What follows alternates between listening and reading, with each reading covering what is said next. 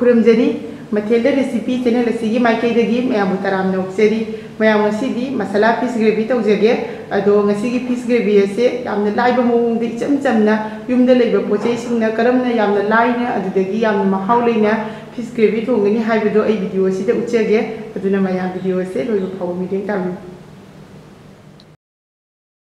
अदो ngasigi fish gravy असे थोंगबदा चंगदा muscle सिंग अदो हाइजरगे इहान हानबदा अइना असिदा nga लौजरे nga se aina asida mirga macha oina lawre mirga macha se aina phajana maku se khoktok pire aduga mapum mapum oina marakta kitang kitang kat tawire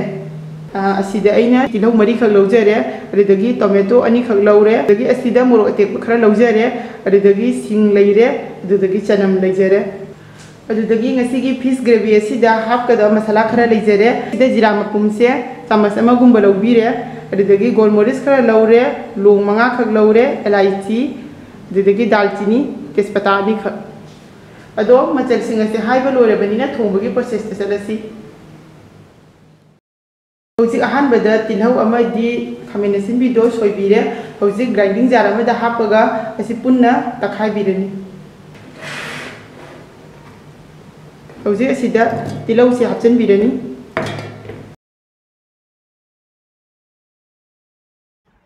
हौजी tomato असिसु हापचनबिरनि अदुदगी चनम अमदि सिंगसे हापिरनि हौजिक फजना तखाइबिरनि हौजिक असे तकबा लोइरे हौजिक nga सिदा yang हापचन बिरनि थुम हापिरनि अदुदगी जीरा powder चामच तंखाय अमा हापिरनि अदुगा फजना mix तौबिरनि असि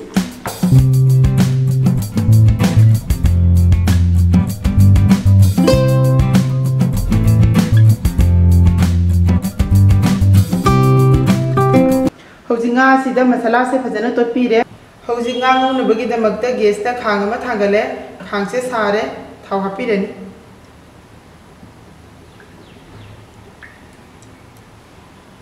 हौजिक nga से हापचन बिरनि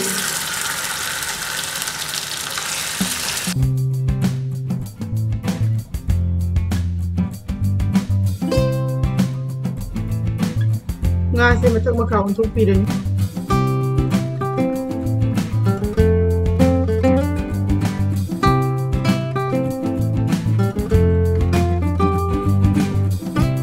हौजिक nga से यारे अदुना लोथोक पिरनि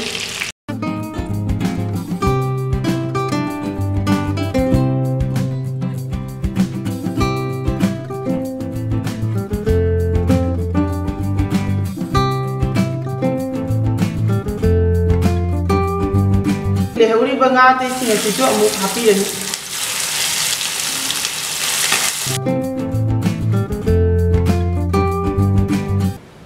हौजिक ngसाइगी nga ngौखिबा थाव अदुदा हंगाम थाव खितंग हापिरनि nga थोंबददि हंगाम थावना थोंबना महाव लेबे हेली हौजिक मई से मीडियम फ्लेम दा थमले अदुदगी ngसाइगी मसाला सिंग अदु हापिरनि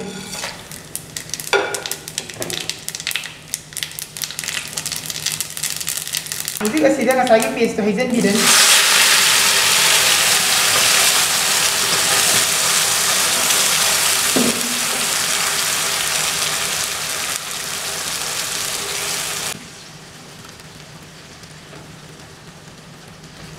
मई से मीडियम फ्लेम दा थमिको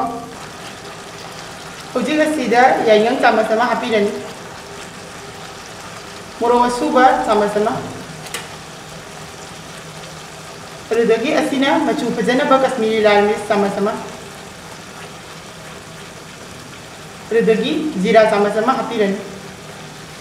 हौजिक असे फजना मिक्स तौबिरनि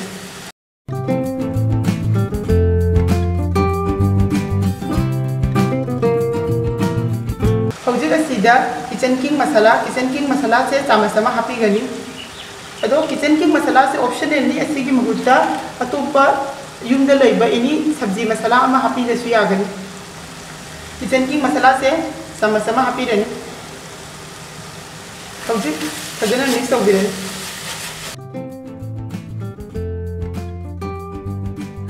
मसाला से मई कन्न थाब तारगदी मसाला से कासनकिनी अदुना मई से मीडियम फ्लेम दा थंबीरगा लेप्तना ओटपीगनी हौजिक मसाला से मिनिट 10 मुक फजना ngौबीरे यारनी अदुना हौजिक असिदा मही हापिरनी मही से इसागी चांगना तुम हापिनिको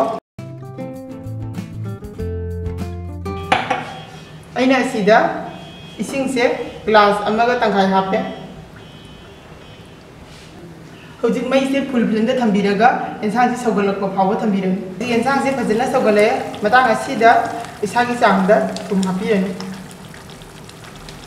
हौजिक असिदा गा से हापचनबिरनी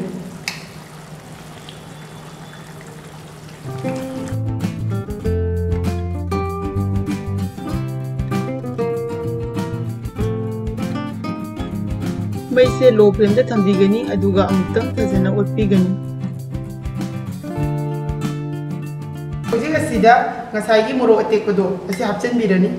अखोगी ngसा असुमाइना संगना हापसिसु मागी तोंगान महाव अमा दुम लई असिगी मथक्ता कसुरी मेथी कितंग हापिरनी असी ऑप्शनल नी असिगी महुत्ता फदिगोम मोइना हापिरसु यागनी हापत्रगसु केमता काइदे हौजिक असे असुमाइना मई से लो फ्लेम दा थमलगा पिकना मिनिट 5 मुक सौहलनी हौजिक मिनिट 5 मुक फारे मई से थिंजनबिरनी अदो ngasiगी मसाला फिश ग्रेवी असिसु रेडी ओइरे मैम की फिश ग्रेवी की रेसिपी असे सेम लोइजरे अदो मैम ngasi थोंगलिबा रेसिपी असी की मचल सिंग असे युमदे इलाइ लाइना फंगबा मचल नक्तनी अदुना मैम सु सुनसोय सोइदना असी की रेसिपी असिबु सोइदना ट्राई तौबियु अदुगा कमाइ तौगे हाइबदुसु आगी कमेंट बॉक्स दा हाइबिरउ ngasi की ओइनदि वीडियो से मतांग असिदे लोसिनजरगे मैम ना वीडियो असिबु नुंगाइरगे दि लाइक तौबिरमु शेयर तौबियु लोइना चैनल असिदा अनौबो ओइरगना चैनल असिबु सब्सक्राइब तौबिरमु सब्सक्राइब तौर मतुंगदा बेल बटन नंबर काउबिगनु एगी मखाता वीडियो की नोटिफिकेशन लाक्नबगीदमक्ता ngasi gidi loirabani na mathangi video da amu hanna thengnarasi bye bye